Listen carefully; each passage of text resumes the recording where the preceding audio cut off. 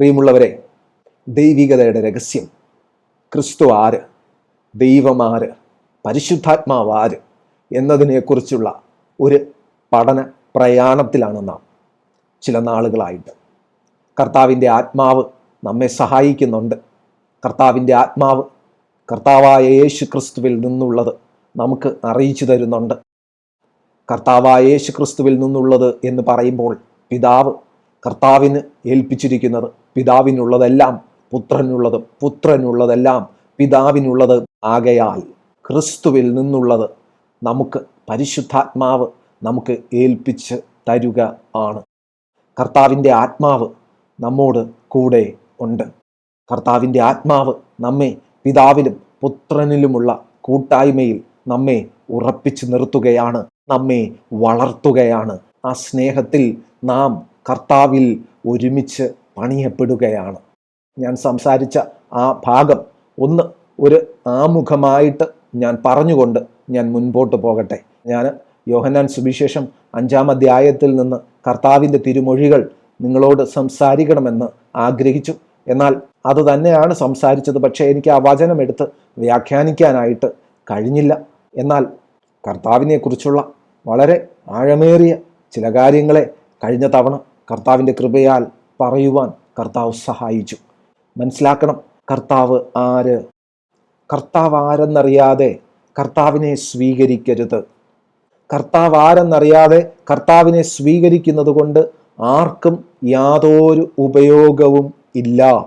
ദൈവം നല്ലവനെന്ന് രുചിച്ചറിവിൻ എന്നാണ് വചനം നമ്മെ പഠിപ്പിക്കുന്നത്. O taste and see the lord is good എന്ന വചനം പറയുന്നത്. ദൈവം നല്ലവനെന്ന് രുചിച്ചറിയാനാണ് പറയുന്നത്. രുചിച്ചറിയണമെങ്കിൽ അത് നമുക്ക് കർത്താവിനെ അറിയേണ്ടവണ്ണം അറിയണം. കർത്താവിൽ എന്തെല്ലാം ഇൻഗ്രീഡിയൻസ് ഉണ്ട്, അതായത് ഒരു ഫുഡിൽ എന്തെല്ലാം, ഒരു ഭക്ഷണത്തിൽ എന്തെല്ലാം ഇൻഗ്രീഡിയൻസ് ഉണ്ട് എന്നെല്ലാം നമുക്ക് രുചിക്കുമ്പോൾ അറിയാൻ പറ്റും. അപ്രകാരം തന്നെ കർത്താവ് ആര്, കർത്താവ് എപ്രകാരമുള്ളവൻ, കർത്താവിൻ്റെ സ്വഭാവം, കർത്താവിൻ്റെ മനസ്സ് എല്ലാം നാം വ്യക്തമായ രീതിയിൽ അറിയണമെന്നതാണ് ദൈവ ഇഷ്ടം.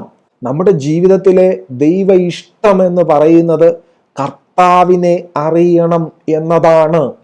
നമുക്ക് അത് എന്തുകൊണ്ട് സംഭവിച്ചു, ഇനി അടുത്ത് നമ്മുടെ ജീവിതത്തിൽ എന്ത് സംഭവിക്കാൻ പോകുന്നു, ഇനി നമ്മൾ എങ്ങനെ മുമ്പോട്ട് പോകണം എന്നെല്ലാം ഗവേഷണം നടത്തുന്നതിന് പകരം ആ അരുമനാഥനെ അറിയേണ്ടവണ്ണം നമുക്ക് പരിശുദ്ധാത്മാവ് തയ്യാറായി നിൽക്കുകയാണ് ആ അരുമനാഥനെ അറിയിച്ചു തരുവാനായിട്ട്.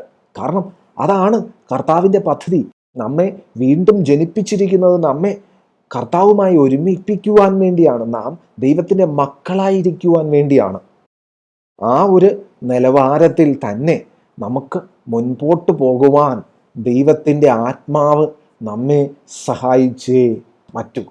നമ്മുടെ ചിന്താഗതി, നമ്മുടെ ഔട്ട്ലുക്ക് എല്ലാം അതനുസരിച്ച് റീഡിസൈൻഡ് ആയേ പറ്റൂ എന്നുള്ള സത്യം കർത്തൃനാമത്തിൽ എല്ലാ പ്രിയപ്പെട്ടവരോടും ഞാൻ പറയുകയാണ്.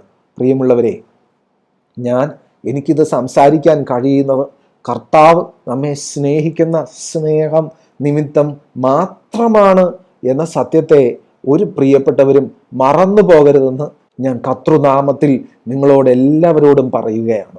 കർത്താവിൻ്റെ കൃപയാൽ ആദ്യം ഞാൻ സംസാരിച്ച കാര്യം, why Christ came as only begotten son or son of God or son of man എന്നുള്ള ഒരു ചോദ്യത്തിൽ നിന്നാണ് ഞാൻ ഇന്നലെ ആരംഭിച്ചത്. അതായത് എന്തുകൊണ്ട് ക്രിസ്തു എന്ന നാമം പോലും ഇല്ലാതെ ആ ദൈവം തന്നെ ദൈവമായിട്ട് ഇറങ്ങി വന്നാൽ പോരായിരുന്നോ?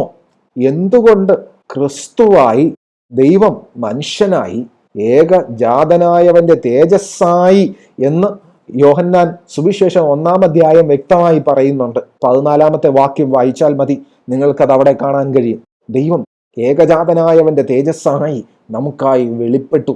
അവിടെ എഴുതിയിരിക്കുന്ന ഭാഗം നമുക്ക് വായിച്ചു തന്നെ മുന്നോട്ട് പോകാം, സംശയം വേണ്ട. അവിടെ എഴുതിയിരിക്കുന്നത് വചനം ജഡമായി തീർന്നു. വചനം ദൈവമാണ്, ദൈവം ജഡമായി തീർന്നു, കൃപയും സത്യവും നിറഞ്ഞവനായി നമ്മുടെ ഇടയിൽ പാർത്തു. ഞങ്ങൾ വചനത്തിന്റെ തേജസ് പിതാവിൽ നിന്ന് ഏകജാതനായവന്റെ തേജസ്സായി കണ്ടു.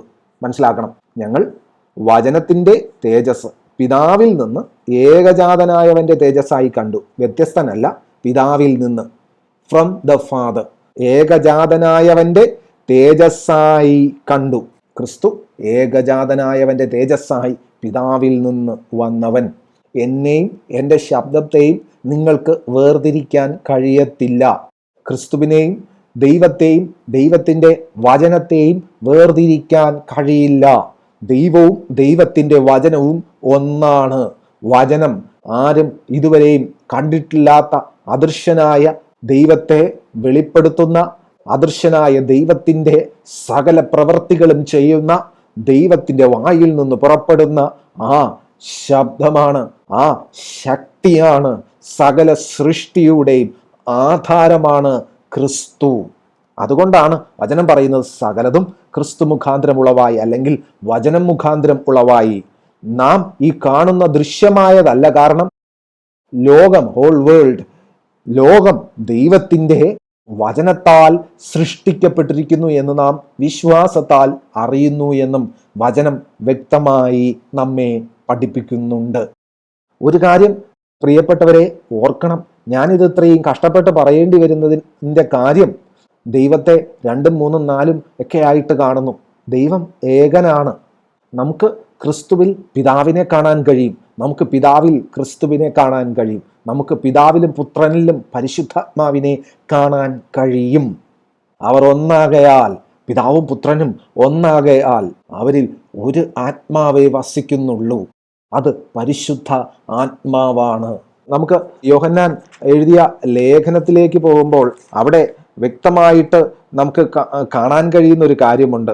1 യോഹന്നാൻ 1:3 വാക്യമാണ്. ഞാനിത് ഇന്നലെയൊക്കെ നിങ്ങളോട് പറഞ്ഞുപോയ കാര്യമാണെങ്കിൽ ഞാനത് വചനം എടുത്ത് ഒന്നുകൂടെ ഒന്ന് പറയുകയാണ്. ഒരു കാര്യം ഞാൻ വ്യക്തമായിട്ട് പറയാം. കർത്താവിനെ കുറിച്ച്, കർത്താവിൻ്റെ വചനം എത്രത്തോളം നമുക്ക് കേൾക്കാൻ കഴിയുമോ അത്രത്തോളം അത് കേൾക്കണം. നിങ്ങളുടെ കഷ്ടം മാറുന്നതിനെ കുറിച്ചല്ല നിങ്ങൾ കേൾക്കേണ്ടത്, നിങ്ങളുടെ ദുരിതം മാറുന്നതിനെ കുറിച്ചല്ല നിങ്ങൾക്ക് കേൾക്കേണ്ടത്.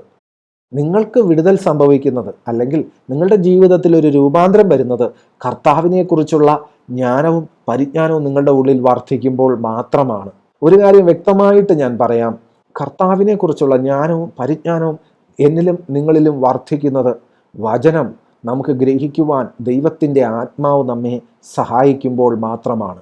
അതായത് ക്രിസ്തുവിനെ നമുക്ക് ഗ്രഹിക്കുവാൻ നമുക്ക് കർത്താവിൻ്റെ ആത്മാവ് നമ്മെ സഹായിക്കുമ്പോൾ മാത്രമാണ് എന്ന സത്യത്തെ ഒരു പ്രിയപ്പെട്ടവരും മറന്നു പോകരുത്. ഒരു വ്യക്തി കർത്താവിനെ സ്വീകരിച്ചു എങ്കിൽ ആ വ്യക്തിക്ക് വചനം ഗ്രഹിക്കുവാൻ കൃപ ലഭിച്ചിരിക്കുന്നു എന്നാണ് അർത്ഥം. അതായത് ക്രിസ്തുവിനെ അറിയുവാൻ കൃപ ലഭിച്ചിരിക്കുന്നു. അങ്ങനെ ഒരു അനുഭവം ഇല്ലാതെ ആരെല്ലാം സ്നാനപ്പെട്ടുവോ, ആരെല്ലാം കർത്താവിനെ സ്വീകരിച്ചു എന്ന് പറഞ്ഞുവോ, ആരെല്ലാം മതം മാറിയെന്ന് പറയുന്നു, അതൊക്കെ വെറുതെയാണ്. മതം മാറ്റം എന്ന പരിപാടി ക്രിസ്തീയ മാർഗത്തിൽ ഇല്ല. യഥാർത്ഥത്തിൽ സംഭവിക്കുന്നത് ഒരു വ്യക്തിക്ക് ക്രിസ്തുവിനെ മനസ്സിലാക്കുവാൻ, ക്രിസ്തു ആരെന്ന് മനസ്സിലാക്കുവാൻ, അതായത് സത്യവചനം എന്തെന്ന് മനസ്സിലാക്കുവാൻ തക്കവണ്ണം ആ വ്യക്തിയുടെ മനസ്സിൽ വരുന്ന ഒരു രൂപാന്തരം, ആ വ്യക്തിയുടെ മനസ്സ് ക്രിസ്തുവിൻ്റെ മനസ്സായി രൂപാന്തരം പ്രാപിക്കുന്ന അനുഭവം, അതാണ് വീണ്ടും ജനനം. ആ വ്യക്തി തിരിച്ചറിയുകയാണ് തൻ്റെ ഉള്ളിൽ ദൈവത്തിൻ്റെ ആത്മാവ് പ്രവർത്തിക്കുകയാണ്, തന്നെ നടത്തുന്നത് ദൈവത്തിൻ്റെ ആത്മാവാണ് എന്നുള്ള തിരിച്ചറിവ്. പ്രിയമുള്ളവരെ, ഞാൻ പിതാവിന് കൊടുക്കേണ്ട സ്ഥാനം ഞാൻ കൊടുക്കുന്നു, ഞാൻ കർത്താവായ യേശുക്രിസ്തുവിന് കൊടുക്കേണ്ട സ്ഥാനം ഞാൻ കൊടുക്കുന്നുണ്ട്, പരിശുദ്ധാത്മാവിന് കൊടുക്കേണ്ട സ്ഥാനം ഞാൻ കൊടുക്കുന്നുണ്ട്. ദൈവവചനത്തിൽ നിന്നുള്ളതല്ലാതെ വേറെ യാതൊരു കാര്യവും ഞാൻ നിങ്ങളോട് പറയുന്നുമില്ല. എൻ്റേതായ രീതിയിൽ ഒരു ഉദാഹരണം നിങ്ങളുടെ മുമ്പിൽ ഞാൻ പറയുന്നില്ല. ഞാൻ വചനത്തിലുള്ളത് മാത്രം ഞാൻ നിങ്ങളോട് സംസാരിക്കുകയാണ്. എന്നാൽ ഇത് നിങ്ങൾക്ക് മനസ്സിലാകണമെങ്കിൽ ദൈവത്തിൻ്റെ ആത്മാവ് നിങ്ങളുടെ ഉള്ളിൽ ഇടപെട്ടേ പറ്റൂ. അപ്പോസ്തല പ്രവൃത്തിയിൽ നമുക്ക് കാണാൻ കഴിയുന്നുണ്ട് ഒരു വ്യക്തമായ ഒരു മാനസാന്തരം. അത് ലിഡിയയുടെ ജീവിതത്തിലാണ്, രക്താംബരം വിൽക്കുന്ന ലിഡിയയുടെ ജീവിതത്തിൽ. അവിടെ കാണാൻ കഴിയുന്നത് എന്താണ്? ദൈവത്തിൻ്റെ ആത്മാവ് ലിഡിയയുടെ ഹൃദയത്തെ ദൈവവചനം ഗ്രഹിപ്പാൻ തക്കവണ്ണം തുറക്കുകയാണ്. അതായത് ആ സഹോദരിയുടെ മനസ്സ്, ഹൃദയം എന്ന് ഉദ്ദേശിക്കുന്നത് മൂലഭാഷ മനസ്സിലാക്കി കഴിഞ്ഞാൽ അത് മനസ്സ് എന്നാണ് അവിടെ ഉദ്ദേശിക്കുന്നത്. മനസ്സിലാക്കണം, നമ്മുടെ മനസ്സുകൊണ്ട് ശരിയായ രീതിയിൽ ഒരു കാര്യം ഗ്രഹിക്കാൻ കഴിയുക, അതിൽ നാം ഉറച്ചു നിൽക്കുക, അതൊരു ദൈവികമാവുന്ന ഒരു പ്രക്രിയയാണ്. ലിഡിയയുടെ ഹൃദയത്തെ ദൈവം തുറന്നു. അവിടെ സംഭവിച്ചതെന്ത്? ലിഡിയ കർത്താവിനെ സ്വീകരിച്ചു. കർത്താവ് ആരെന്നുള്ള തിരിച്ചറിവ് ലിഡിയയ്ക്ക് വന്നു. ലിഡിയയ്ക്ക് മാത്രമല്ല, ലിഡിയയുടെ കുടുംബം മുഴുവനും അത് സംഭവിച്ചു. ഇവിടെ യോഹന്നാൻ എഴുതിയ 1-ാം ലേഖനം 1-ാം അധ്യായത്തിന്റെ 3-ാമത്തെ വാക്യം ഇങ്ങനെയാണ് വായിക്കുന്നത്: ഞങ്ങൾ കണ്ടും കേട്ടുമുള്ളത് നിങ്ങൾക്ക് ഞങ്ങളോട് കൂട്ടായ്മ ഉണ്ടാകേണ്ടതിന് നിങ്ങളോട് അറിയിക്കുന്നു.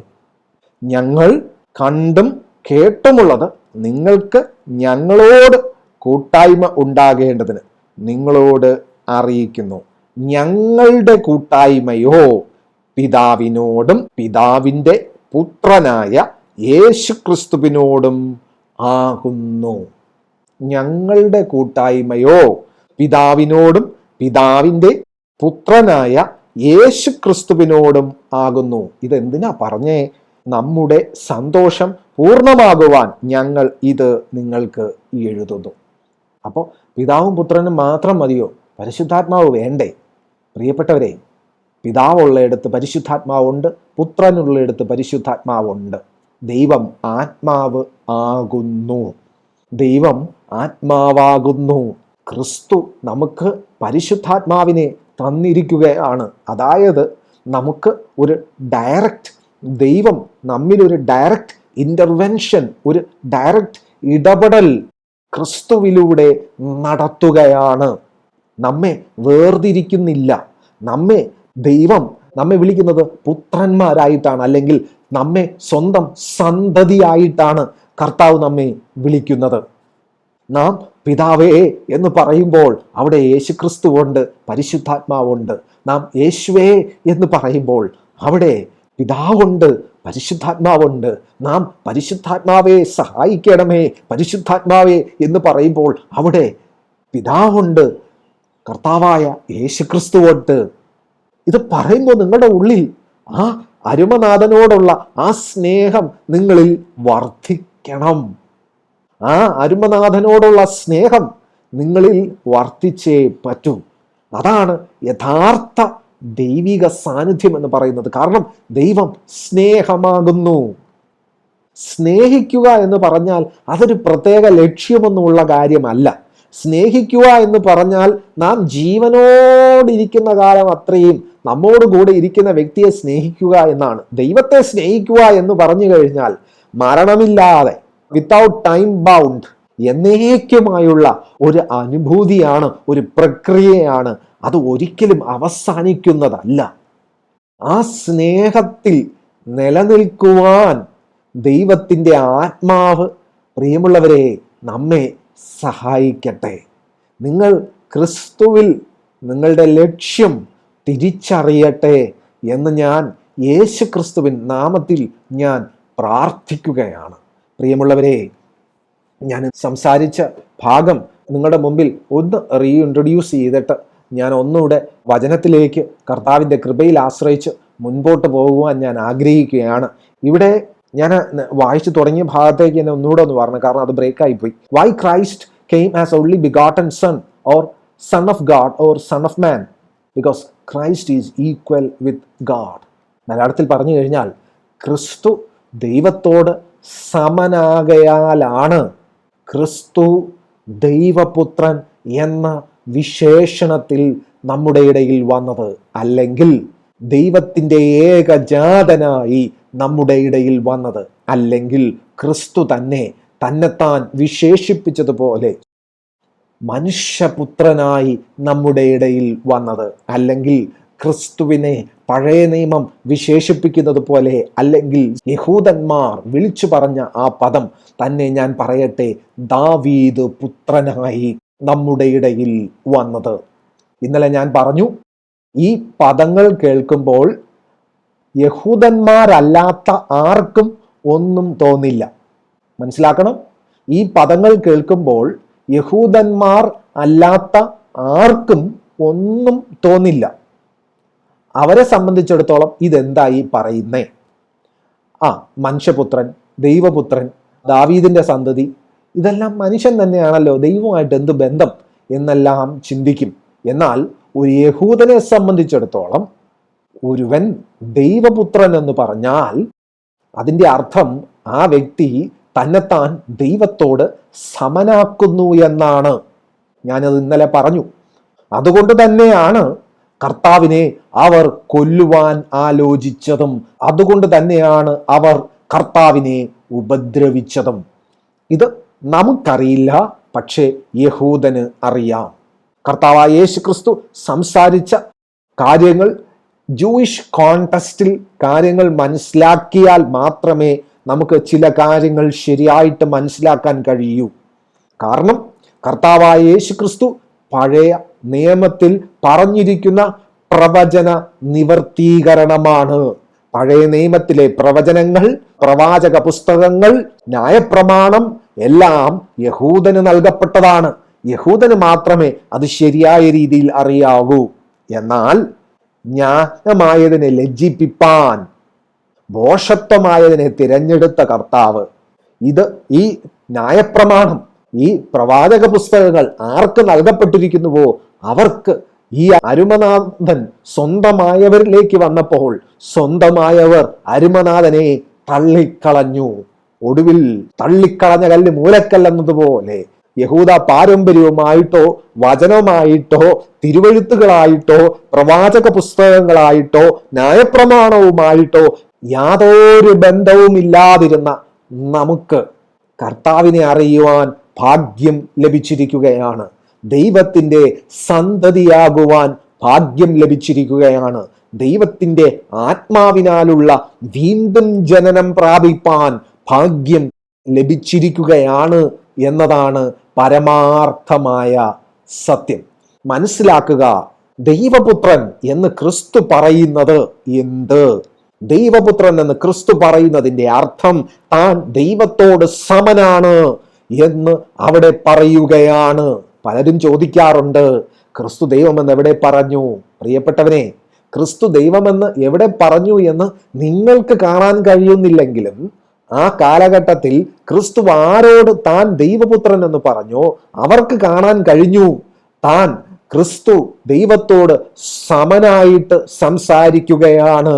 എൻ്റെ പിതാവ് എന്ന് ദൈവത്തെ ആരും ആ കാലഘട്ടത്തിൽ വിളിക്കാതിരുന്നപ്പോൾ പ്രാഗൽഭ്യത്തോടെ വിളിക്കുകയും താൻ പിതാവിന്റെ പ്രവൃത്തിയാണ് ചെയ്യുന്നതെന്ന് തൻ്റെ പ്രവൃത്തിയിലൂടെ തെളിയിക്കുകയും ചെയ്തു. അതായത് താൻ ദൈവമാണ്, താൻ ദൈവത്തിൽ നിന്ന് ഇറങ്ങി വന്നവനാണ്, താൻ മശീഹയാണ്, താൻ പഴയ നിയമത്തിൽ പറഞ്ഞിരിക്കുന്ന ദൈവത്തിന്റെ വാഗ്ദത്തമാണ് എന്ന് വ്യക്തമാക്കി. പ്രിയപ്പെട്ടവരെ, മുൻപോട്ട് പോകുമ്പോൾ അടുത്ത് വായിക്കുന്നത് ഇങ്ങനെയാണ്. സ്തോത്രം, അത് ഒരു വചനത്തിൽ നിന്നുള്ള കോട്ട് തന്നെയാണ്. അതായത് 5-ാം അധ്യായത്തിൽ നിങ്ങൾക്കത് കാണാം. My father is always working and so am I.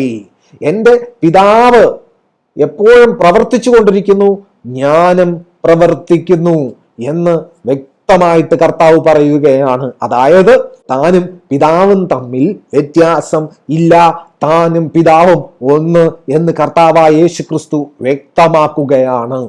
പഴയ നിയമത്തിൽ നാം കാണുന്ന ദൈവം എന്ന് പറയുന്നത് തീർത്തും നമുക്ക് ഒരു തെറ്റിദ്ധാരണ ഉളവാക്കുന്ന നിലവാരത്തിലൊക്കെ നമുക്ക് വേണമെങ്കിൽ ചിന്തിച്ചു കൂട്ടാനുള്ള വക അവിടെ ഉണ്ട്. എന്നാൽ അവിടെ ആ ദൈവത്തെ ശരിയായ രീതിയിൽ അറിയണമെങ്കിൽ നമുക്ക് ക്രിസ്തുവിലൂടെ മാത്രമേ നമുക്കറിയാൻ കഴിയൂ. ഇന്നലെ ഞാൻ വ്യക്തമായി പറഞ്ഞു, പഴയ നിയമത്തിലെ പ്രവാചകന്മാരോ ഗോത്രപിതാക്കന്മാരോ അബ്രഹാമോ ഇസഹാക്കോ യാക്കോബോ യോസേഫോ മോശയോ യോശുവയോ കാലെബോ ദൈവത്തോടുകൂടെ 300 വർഷം നടന്ന ഈനോക്കോ ആർക്കും ദൈവത്തെ നമുക്ക് വെളിപ്പെടുത്തി തരുവാൻ കഴിഞ്ഞിട്ടില്ല. ആഡമിന് ദൈവത്തെ നമുക്ക് വെളിപ്പെടുത്തി തരാൻ കഴിഞ്ഞിട്ടില്ല. വലിയ പ്രവാചകന്മാർക്കും ചെറിയ പ്രവാചകന്മാർക്കും ദൈവത്തിന്റെ ആലോചനയെ വിളിച്ചു പറയാൻ കഴിഞ്ഞു, പക്ഷെ ദൈവത്തെ വെളിപ്പെടുത്തി തരാൻ കഴിഞ്ഞില്ല. ദാവീദ് ദൈവത്തെക്കുറിച്ച് വളരെ മനോഹരമായ കാര്യങ്ങൾ പറഞ്ഞു, പക്ഷെ ദൈവത്തെ എക്സ്ക്ലൂസീവായിട്ട് ദൈവത്തെ വെളിപ്പെടുത്തി തരാൻ ദാവീദിനും കഴിഞ്ഞിട്ടില്ല. ശലോമോൻ ജ്ഞാനികളുടെ ജ്ഞാനിയായിരുന്നു, പക്ഷെ ദൈവമാരെന്ന് തിരിച്ചറിവ് ആ ജ്ഞാനം ശലോമോനും ഇല്ലാതെ പോയി. എന്നാൽ ദൈവം തന്നെ കന്യക ഗർഭിണിയായി തൻ്റെ ആത്മാവിനാൽ തന്നെ ജനിച്ച് നമ്മുടെ മുമ്പിൽ വെളിപ്പെട്ട യേശു ക്രിസ്തു നമുക്ക് ദൈവത്തെ വെളിപ്പെടുത്തി തന്നിരിക്കുകയാണ്. ദ ഗ്രേറ്റസ്റ്റ് മിറക്കിൾ എന്ന് പറയുന്നത്, ഏറ്റവും വലിയ അത്ഭുതം എന്ന് പറയുന്നത് ഒരു വ്യക്തി മരിച്ചവരുടെ ഇടയിൽ നിന്ന് ഉയർത്തെഴുന്നേൽക്കുന്നതോ ഒരു രോഗം മാറുന്നതോ അല്ല. ഏറ്റവും വലിയ മിറക്കിൾ എന്ന് പറയുന്നത് ആ സത്യദൈവം ആര് എന്ന് ഒരു വ്യക്തിക്ക് മനസ്സിലാകുന്നതാണ്, അല്ലെങ്കിൽ സത്യദൈവത്തെ നമുക്ക് വെളിപ്പെടുത്തി തരുന്നതാണ്. ആ പ്രക്രിയ കർത്താവായ യേശുക്രിസ്തു നമുക്ക് വേണ്ടി നിവർത്തിച്ചിരിക്കുകയാണ്. എന്നാൽ യേശുക്രിസ്തുവിന്റെ ജീവിതം നോക്കിക്കഴിഞ്ഞാൽ, കർത്താവായ യേശുക്രിസ്തുവിന്റെ ജീവിതം എന്ന് പറയുന്നത് എപ്പോഴും പിതാവായ ദൈവത്തിന് മഹത്വം കൊടുക്കുന്ന ജീവിതമായിരുന്നു. കർത്താവായ യേശുക്രിസ്തു എപ്പോഴും പറയും, പിതാവ് എന്നെക്കാളും വലിയവൻ, പിതാവ് എന്നെക്കാളും വലിയവൻ, പിതാവ് എന്നെക്കാളും വലിയവൻ. ഇത് കേൾക്കുമ്പോൾ നമുക്ക് തോന്നും പിതാവും പുത്രനും രണ്ടാണെന്ന്. അങ്ങനെയാണെങ്കിൽ വചനം ജഡമായി തീരേണ്ട കാര്യമില്ല. വചനം ദൈവമാണ്. കർത്താവായ യേശുക്രിസ്തു തന്റെ ദൈവീകത മുറുകെ പിടിക്കാതെ അത് ഉപേക്ഷിച്ച് ഒരു അടിമയ്ക്ക് സമമായി, ഒരു ബോണ്ട് സെർവന്റ്, ബന്ധിക്കപ്പെട്ട ഒരു അടിമയ്ക്ക് സമമായി ഇറങ്ങി വന്നു എന്ന് വചനം പറയുന്നു. ദൈവീകത ഉപേക്ഷിച്ച് ഇറങ്ങി വന്ന അരുമനാഥൻ താൻ ദൈവമെന്ന് ഒരിക്കലും പറയില്ല. പക്ഷേ തന്റെ പ്രവൃത്തി കൊണ്ട് താൻ തെളിയിക്കും. കണ്ണുള്ളവൻ കാണണം, ചെവിയുള്ളവൻ കേൾക്കണം, ഗ്രഹിക്കാൻ കഴിയുന്നവൻ ഗ്രഹിക്കണം. യേശുക്രിസ്തു വന്നത് എന്തിനാണ്? യേശുക്രിസ്തു വന്നത് ദൈവത്തെ വെളിപ്പെടുത്തി തരുവാനാണ്. ആരിലൂടെ? തന്നിലൂടെ. അതുകൊണ്ടാണ് യേശുക്രിസ്തു പറഞ്ഞത്, പിതാവ് എന്നെക്കാൾ വലിയവൻ. മനസ്സിലാക്കണം. ഇത് എത്ര പേർക്ക് മനസ്സിലാകുമെന്ന് എനിക്കറിയില്ല. പക്ഷെ ദൈവത്തിന്റെ ആത്മാവ് നിങ്ങളെ സഹായിക്കട്ടെ. പരിശുദ്ധാത്മാവ് നിങ്ങളോട് ഇടപെടട്ടെ. അടുത്ത് ഞാൻ പറഞ്ഞൊരു കാര്യമാണ് ഇന്നലെ. God is the only one who fulfills all the God-given prophecies. ദൈവം മാത്രമാണ് സകല ദൈവത്തിൽ നിന്നുള്ള പ്രവചനവും നിവർത്തിയാക്കുന്നവൻ. മനസ്സിലാക്കണം. ദൈവം മാത്രമാണ് ദൈവത്തിൽ നിന്നുള്ള സകല പ്രവചനത്തെയും നിവർത്തിയാക്കുന്നവൻ. ദൈവം പറഞ്ഞ പ്രവചനങ്ങളെ ദൈവം തന്നെയാണ് നിവർത്തിയാക്കുന്നത്. എന്നാൽ ഇവിടെ നമുക്ക് ക്രിസ്തുവിൽ അത് കാണാൻ കഴിയുന്നുണ്ട്. ഇന്നലെ ഞാൻ നിങ്ങളോട് പറഞ്ഞു, here we can see Christ is fulfilling all the God given prophecies. എന്നാൽ ക്രിസ്തു തന്റെ ജീവിതത്തിലൂടെ പഴയ നിയമത്തിൽ ന്യായപ്രമാണത്തിലും പ്രവാചക പുസ്തകന്മാരിലും എല്ലാം പറഞ്ഞിരിക്കുന്ന, തന്നെക്കുറിച്ച് ദൈവം അരുളപ്പാട് ചെയ്തിരിക്കുന്ന സകല പ്രവചനങ്ങളും താൻ ജീവിച്ച് നിവർത്തിയാക്കി. പഴയ നിയമത്തിലോ പുതിയ നിയമത്തിലോ ഒരു മനുഷ്യനും ലോക ചരിത്രത്തിൽ അത് ചെയ്യാൻ കഴിഞ്ഞിട്ടില്ല, കഴിയുകയുമില്ല. അത് ദൈവത്തിന് മാത്രമേ കഴിയൂ. ദൈവം പറഞ്ഞ പ്രൊഫസി, ദൈവം പറഞ്ഞ പ്രവചനങ്ങളെ ദൈവം പറഞ്ഞ നിലവാരത്തിൽ ജീവിച്ച് നിവർത്തിയാക്കി. സകലതും നിവർത്തിയായി എന്ന് പറഞ്ഞു തന്നെ തന്റെ ആത്മാവിനെ പിതാവിന്റെ കരങ്ങളിൽ ഏൽപ്പിക്കുകയാണ് ചെയ്തത്. അധികാരമുള്ളവനായതുകൊണ്ടാണ് ഏൽപ്പിക്കാൻ കഴിയുന്നത്. അത് കഴിഞ്ഞിട്ട് ഞാൻ ഒരു കാര്യം പറഞ്ഞു. നമുക്ക് വചനം നോക്കിക്കഴിഞ്ഞാൽ നമുക്കൊരു കാര്യം മനസ്സിലാവും. സൗഖ്യമാക്കുന്നത് ദൈവമാണ്. ദൈവമാണ് സൗഖ്യമാക്കുന്നത്. പഴയ നിയമത്തിൽ നമുക്ക് പ്രവാചകന്മാരിലൂടെ എല്ലാം സൗഖ്യം നടക്കുന്നത് നമുക്ക് കാണാൻ കഴിയും. എന്നാൽ അവിടെയെല്ലാം നമുക്ക് വ്യക്തമായി കാണാൻ കഴിയുന്നുണ്ട്, ദൈവമാണ് അവിടെ പ്രവർത്തിച്ചതും ദൈവമാണ് സൗഖ്യമാക്കിയതും. എന്നാൽ പുതിയ നിയമത്തിലേക്ക് വരുമ്പോൾ യേശു ക്രിസ്തു സൗഖ്യദായകനായിട്ട് നമ്മുടെ മുമ്പിൽ വെളിപ്പെടുകയാണ്. ഇതെങ്ങനെ സംഭവിക്കുന്നു? കാരണം ക്രിസ്തു ദൈവമായത് കൊണ്ടാണ് നമ്മെ സൗഖ്യമാക്കുന്നത്. യേശു ക്രിസ്തുവിന്റെ നാമത്തിൽ സൗഖ്യമുണ്ട്. യേശു ക്രിസ്തുവിന്റെ നാമത്തിൽ സൗഖ്യമാകാം എന്ന് ശിഷ്യന്മാർ പറയുമ്പോൾ അവിടെ സൗഖ്യം നടക്കുന്നു. എന്തുകൊണ്ട്? യേശു ക്രിസ്തു ദൈവമായതുകൊണ്ടാണ്. അതിന്റെ അർത്ഥം പിതാവില്ലെന്നാണ്? ഉണ്ട്. യേശുക്രിസ്തു പിതാവിന്റെ ഭാഗമായത് കൊണ്ടാണ്. യേശുക്രിസ്തുവും പിതാവും ഒന്നായത് കൊണ്ടാണ്. അത് കഴിഞ്ഞിട്ട് ഞാൻ ഇന്നലെ സംസാരിച്ചത്, ദൈവം സ്നേഹമാകുന്നു. God is love. Here we can see the exact love of God in Christ. ഞാൻ ഇന്നലെ അതുവരെ പറഞ്ഞാണ് നിർത്തിയത്. പ്രിയപ്പെട്ടവരെ, സ്നേഹം എന്നാൽ എന്ത്? യഥാർത്ഥ സ്നേഹം എന്നാൽ സാക്ഷാൽ ദൈവം തന്നെയാണ്. യഥാർത്ഥ സ്നേഹമെന്നാൽ ദൈവം തന്നെയാണ്. സത്യസ്നേഹത്തെ ദൈവത്തിൽ നിന്ന് നമുക്ക് വേർതിരിക്കാൻ കഴിയില്ല. സത്യവചനത്തെ നമുക്ക് ദൈവത്തിൽ നിന്ന് വേർതിരിക്കാൻ കഴിയില്ല. സത്യ വെളിച്ചത്തെ ദൈവത്തിൽ നിന്ന് വേർതിരിക്കാൻ കഴിയില്ല. സത്യമാർഗത്തെ നമുക്ക് വേർതിരിച്ച് കാണാൻ, ദൈവത്തിൽ നിന്ന് വേർതിരിച്ച് കാണാൻ കഴിയില്ല. ഇതെല്ലാം നമുക്ക് ക്രിസ്തുവിൽ കാണാൻ കഴിയും. നമുക്ക് ക്രിസ്തുവിൽ കാണാൻ കഴിയുന്നത് ക്രിസ്തുവിൻ്റെതായ സ്നേഹമല്ല. ക്രിസ്തുവിന്റെ വചനം ഓരോന്നും എടുത്തു കഴിഞ്ഞാൽ ലോക ചരിത്രത്തിൽ ഒരു മനുഷ്യനും ഇപ്രകാരം സംസാരിച്ചിട്ടില്ല. ജ്ഞാനികളിൽ ജ്ഞാനിയായ ശലോമോൻ പോലും, നാം സദൃശവാക്യം പ്രോവർബ്സ് വായിക്കാറുണ്ട്, എക്ലിസിയാസ് വായിക്കാറുണ്ട്.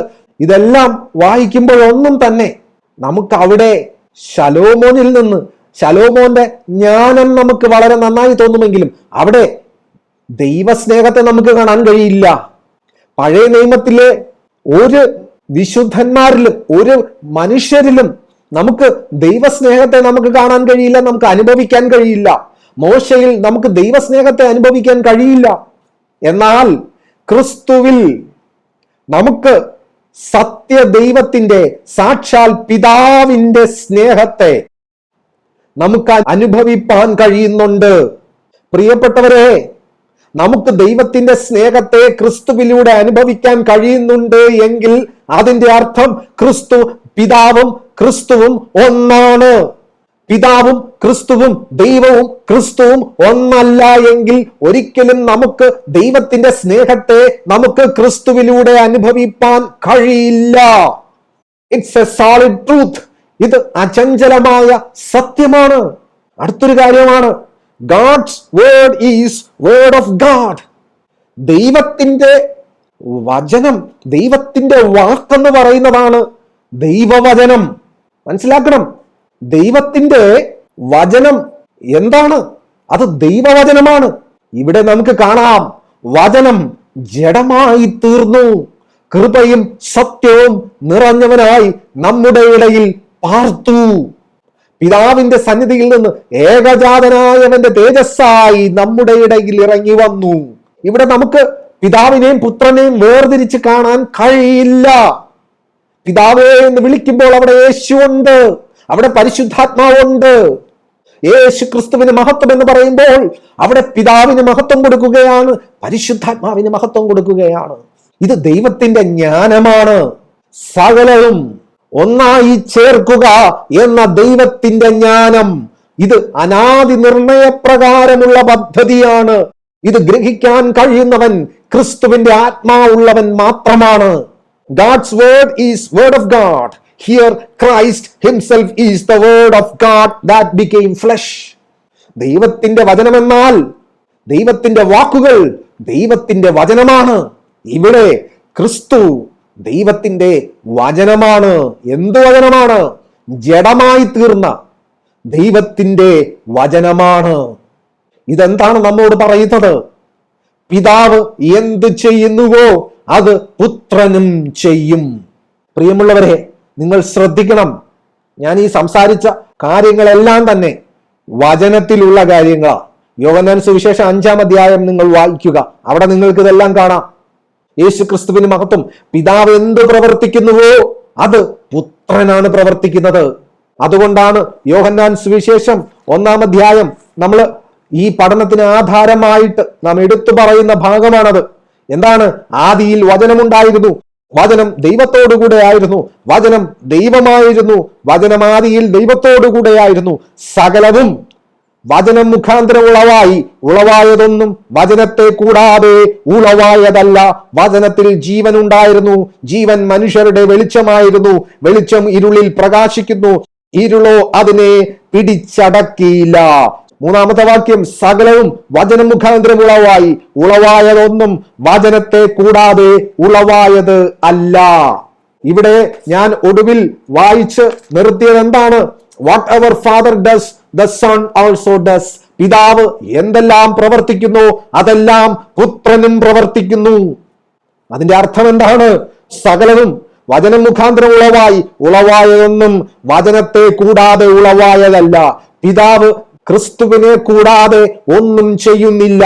പിതാവ് തന്റെ വചനത്തെ കൂടാതെ ഒന്നും ചെയ്യുന്നില്ല എന്നതാണ് അതിന്റെ അർത്ഥം.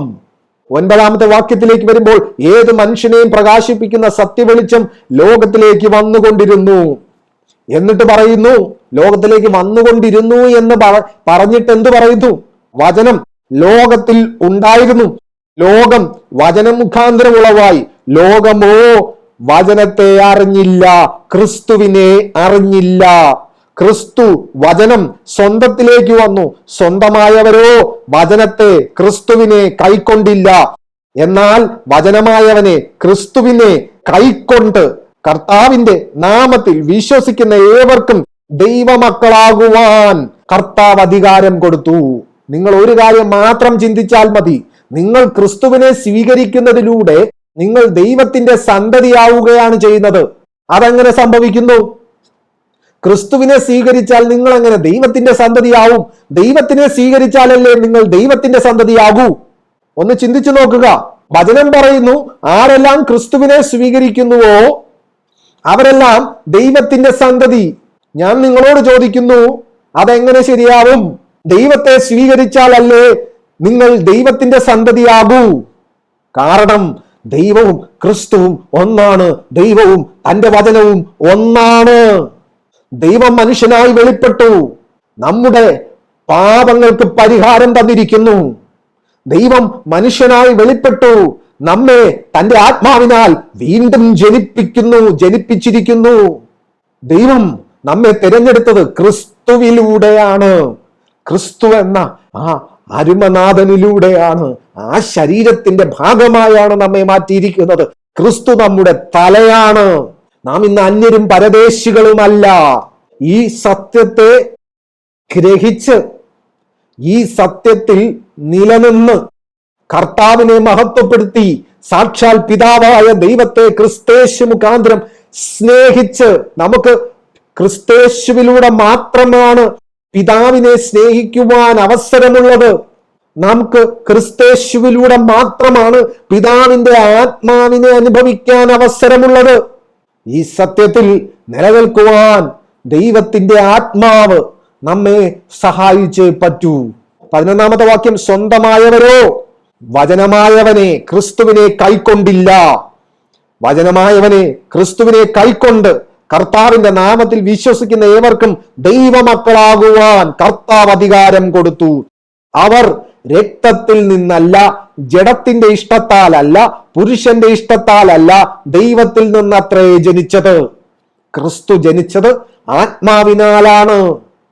വീണ്ടും അമ്മയുടെ ഉദരത്തിൽ കടന്നല്ല നാമും ജനിക്കുന്നത്. നാമും ക്രിസ്തുവിന്റെ ശരീരത്തിൽ പ്രവേശിക്കുകയാണ്.